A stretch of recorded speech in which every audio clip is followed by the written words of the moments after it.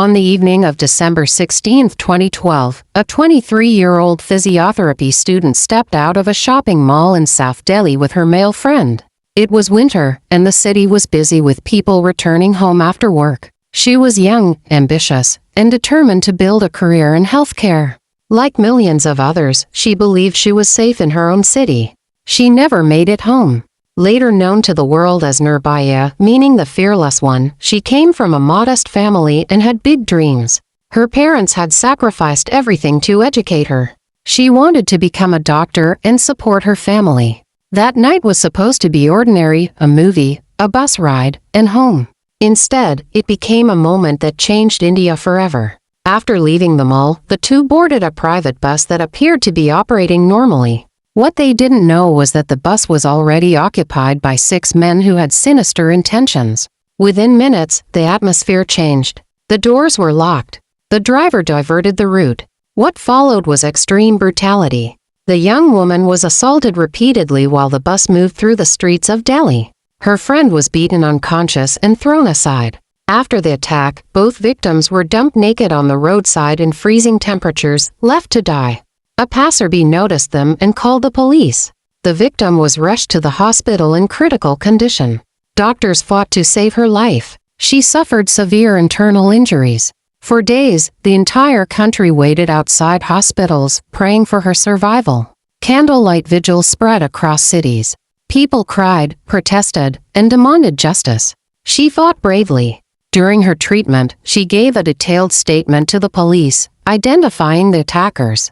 Her courage in those moments shocked even the doctors.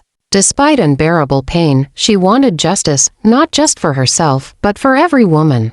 On December 29, 2012, she was flown to Singapore for advanced treatment, but her injuries were too severe. She died on December 29, 2012. India mourned. For the first time in decades, the country collectively asked a painful question: why are women not safe? The death of Nirbhaya triggered something India had never seen before. Millions of people poured into the streets. Students, women, men, elderly citizens, all demanding justice. Protesters faced water cannons, tear gas, and police batons, but they refused to leave. Social media exploded. International media covered the story non-stop. The government was under immense pressure. Police arrested all 6 accused within days. One of them was a juvenile, which later became a major controversy. The brutality of the crime forced authorities to move fast. A fast-track court was set up. The trial exposed horrifying details, but the focus was clear.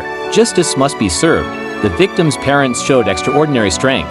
Despite their grief, they spoke publicly, demanding strict punishment. They refused to let their daughter's name be forgotten. They wanted her story to protect other women. In September 2013, the court delivered its verdict. 4 of the accused were found guilty of rape and murder and sentenced to death. The juvenile offender was sent to a reform home, sparking nationwide anger and debate about juvenile justice laws. One of the accused died in prison earlier. Still, justice was not immediate.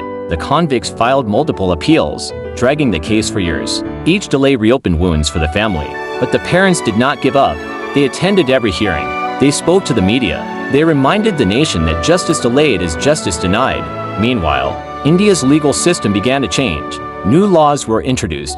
Stricter punishment for rape, faster trials, new definitions of sexual assault, greater accountability for police. The Criminal Law Amendment Act 2013 was passed, a direct result of Nirbhaya's case. Her suffering was forcing reform. After years of legal battles, on March 20, 2020, justice was finally delivered. The 4 convicts were executed by hanging at Tihar Jail, Delhi. For Nirbhaya's parents, it was not victory, it was closure. Her mother said, "My daughter did not die in vain. She has made this country safer." Her father added, "Now she can finally rest in peace." But Nirbhaya's legacy did not end there. Her case transformed India's conversation about women's safety. Schools began teaching consent. Police training improved. Fast-track courts became more common. Women found a voice. Survivors felt heard. Across the world, her story became a symbol. United Nations conferences discussed her case. International activists referenced her name. Documentaries, books, and films were made, not to sensationalize her pain, but to honor her courage.